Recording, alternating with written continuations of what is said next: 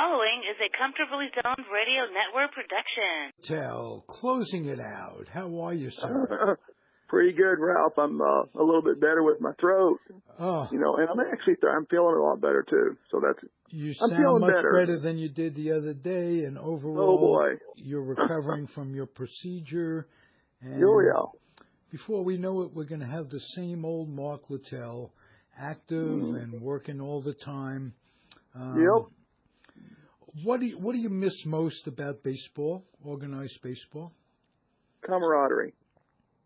Okay. You know, being around the players, being around the coaches, being around the game, the smell of the park, you know, the fans, you know, feedback, either good or bad, you know, that's just part of the game. So you just accept that, you know, as a professional. Okay.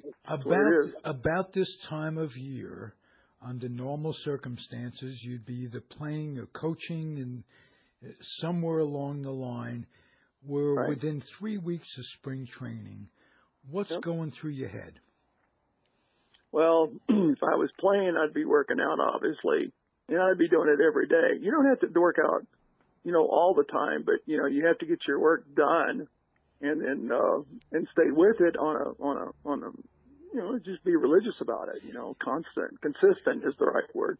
Is that the biggest misconception fans have of players? Is that they come into spring training to get in shape, and they're in shape all the way around the world or around the year. They come into spring training to hone their baseball skills. Am I correct? Yep. I think everybody is different. I know I used to start December 20th before the holiday season, for me anyway.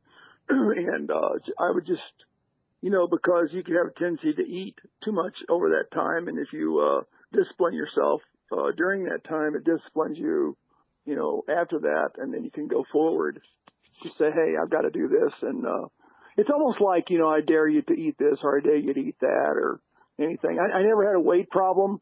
But, you know, on the other side of the coin, you know, you're sending a message to yourself about the word discipline. And so you have to do that. You know, you have to set the tone for yourself. Were you ever able to scout yourself effectively? In other words, you've had a long career after playing baseball in evaluating players. Were you ever able to do that, or how could you be objective along the way with yourself? Did you have a mentor? Did you? What was that about? What was the head game about in terms of evaluating yourself? Well, the very first time I went up, I wasn't ready to be a big leaguer. I wasn't ready to win, actually, and that's an interesting term. Is he ready to win? The other factor is you know, I wasn't mature enough mentally because I was 20 at the time. I didn't go to big league camp, but I did push myself enough to take note, for some people to take notice and say, wow, we got this kid down here that's tearing it up. I guess we better get him up here. We're going to lose him to one of those little bitty rules that comes around in June. Right. Beside the point, I had made myself mentally tough. Now I figured out once I got sent back down that I didn't have it all right. So I had to objectively, you know, tear myself a little bit apart right there. So what do I need to do to really succeed now? What's going to happen? And what do I have to do? And Mark, when you went to your first big league training camp and you got to see yourself against all these other guys, were you able to make an instantaneous judgment that you belonged there and you knew it in the back of your head and it's going to come and you may have to hone some stuff, you may have to pick up some tips, but you physically, if nothing else, you knew you could stand up? Yeah, I mean, you look at your competition, you size it. A matter of fact, I tell my players, I said, you guys are standing here with me, you pitchers, and you should be sizing each other up by right now. You know, that doesn't mean you have to talk more, you have to talk less. I mean, when you go between the lines, you're not going to have good ball games all the time, but you can see, and you have to control yourself out there to some degree that, hey, I had a bad ball game, so you're going to take it out on somebody else. Just shut up and, wait till you pitch again. And then in the meantime, get better and improve. So that's what it's all about. If you can improve and you can go forward, if you can't improve, you're in a stalemate. You're really in no help to yourself and or this organization.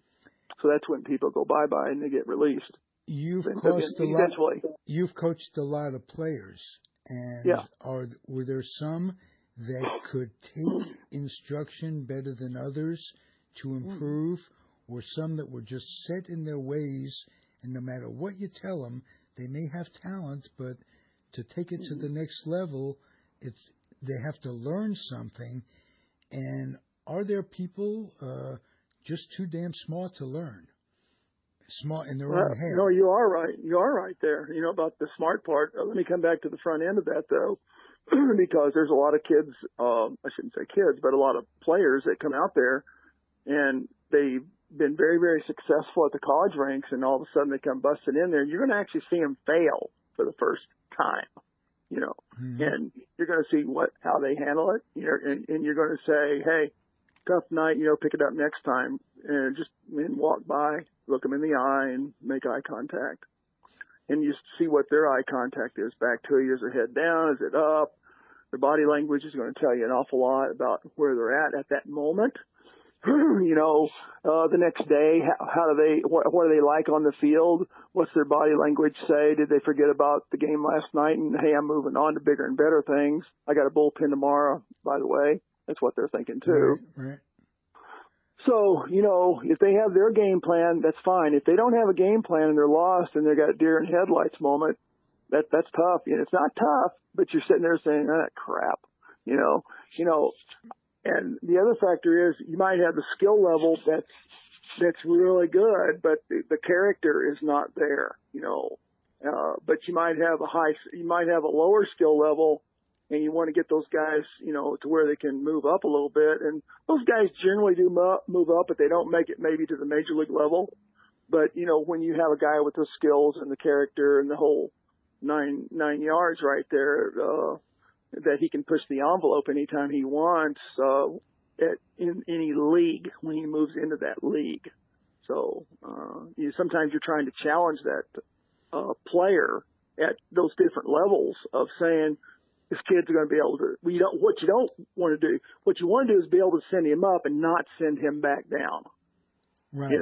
He's got to be ready. He's got to be ready. Yeah.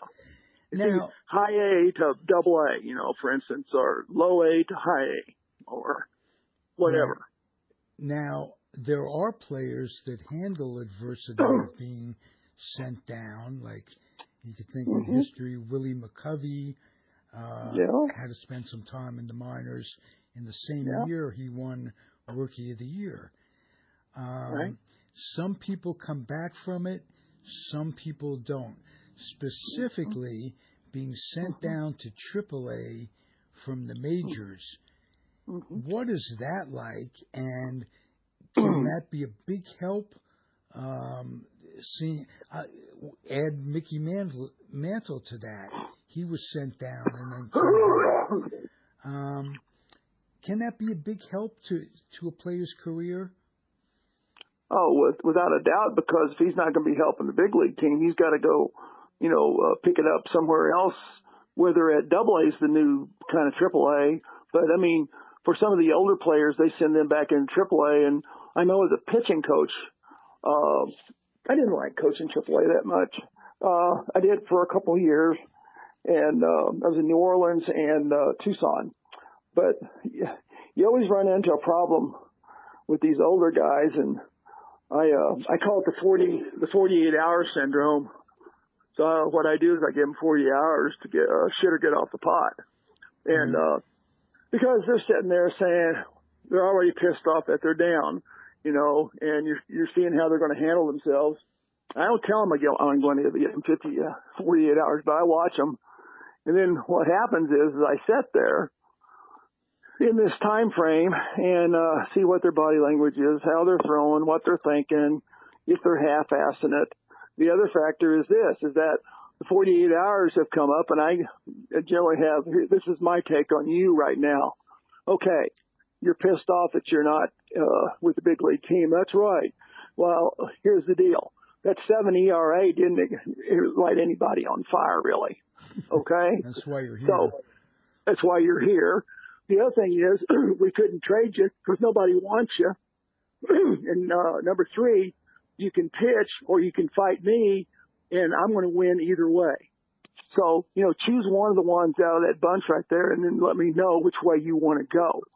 You can make the change to get better and, or decide to want to get with your program, or you can, spit the bit right now and that's it. And so I just say, choose your weapon and let me know. And I just start walking away. Yeah. I'm not going to sit there and try to convince him. That's not my job. If he's man enough at this point, to understand that this is his job, to grow up and be part of this particular team at this moment, then that's the way it's going to be. Okay. So, who helped you develop that coaching philosophy? I know that you mentioned to me that Whitey Herzog was the best manager you ever played for. That pretty much stands to reason. Who was the best pitching coach? What did you pick up from him? And did you pick up anything from a lousy pitching coach? Don't have to mention his name, but did you get anything from a lousy business relationship, if you know what I mean? Yeah, as a matter of fact, I tell all my guys, to tune in on any coach. I said, even me, if you think I'm horseshit, still look me in the eye and tell me that I'm horseshit in your eyes. That's fine. You can, but at least give the coach, some sort of respect. The other factor is this, is that if you like the guy, don't hover over him either. Just listen to him and sit there and say, hey, I can run with that. With a bad pitching coach, you can say, there's some good things that's going to come out of this hand. You got to look to the positives. If you're man enough to sit there and say, I got to look with the positives here, what's going on.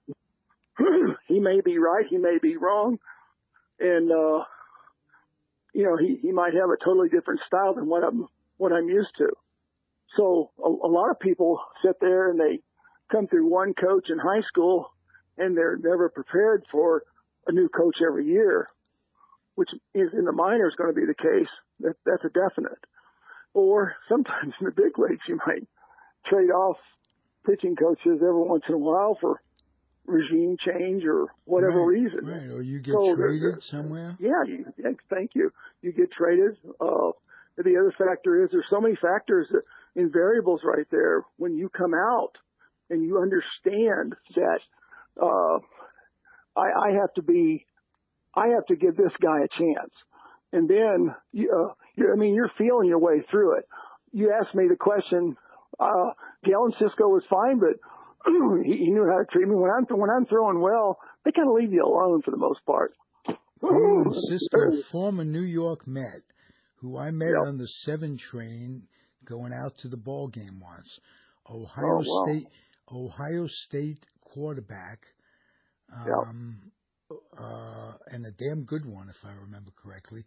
Kind of a moon-faced,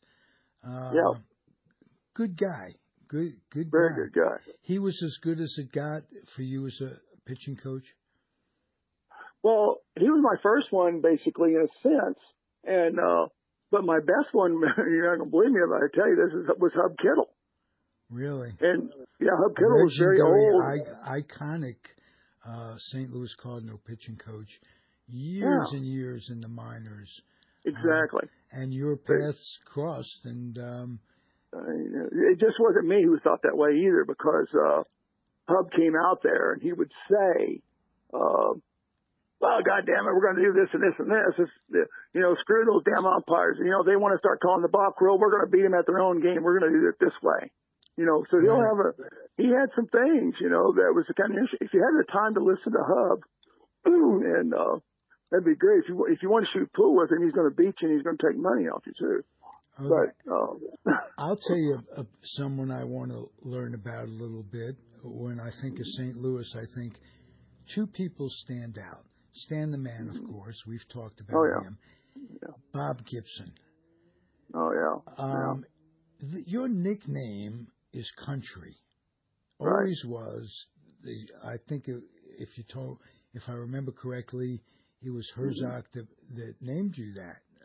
No, he named me Airhead, but Joe Flash Gordon named me Country, actually. Whoa, Joe Flash Gordon.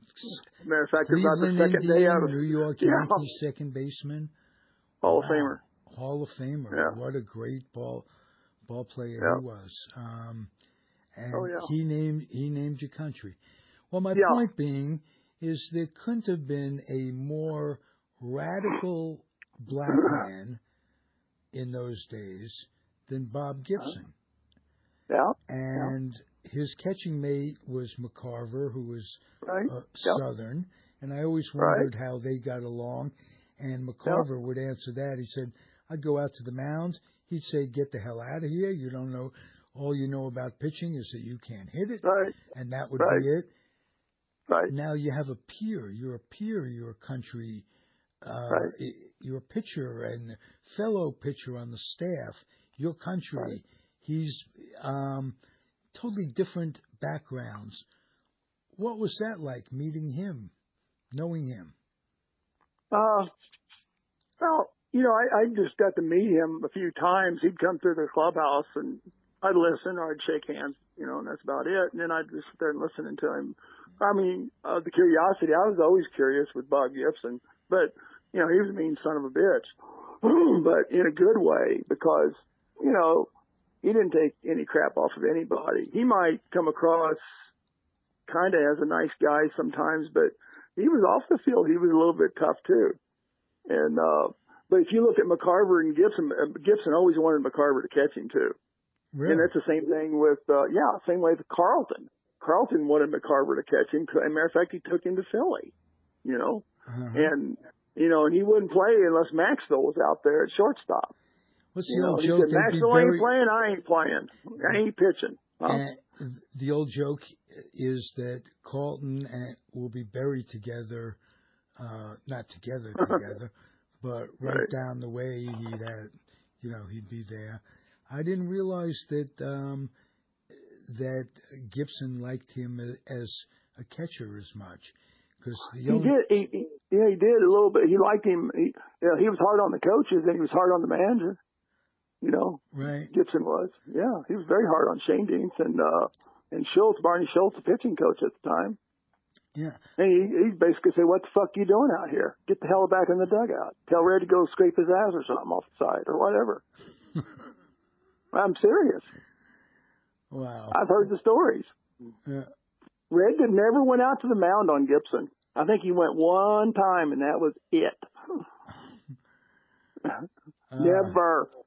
He always sent Schultz out. Schultz? Yeah. Was that the same Schultz who became a manager with Seattle? I confuse Schultz's. I don't know. That's over my head on that one. But Barney Schultz was the pitching coach at that time, and he was a little guy and come out there and he said, "What the hell are you doing out here? Get the fuck off this mound." Right. He was a pretty effective relief pitcher in his day. Yes, he was. Right. I remember watching him when I was a kid. Yes. Yeah.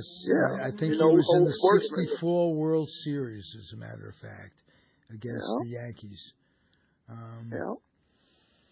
How's your recuperation coming, my friend? Well, pretty good, actually. That procedure that I had on my heart, I thought it was a miracle because I never thought anybody in my lifetime would be able to bust through an artery and clean it.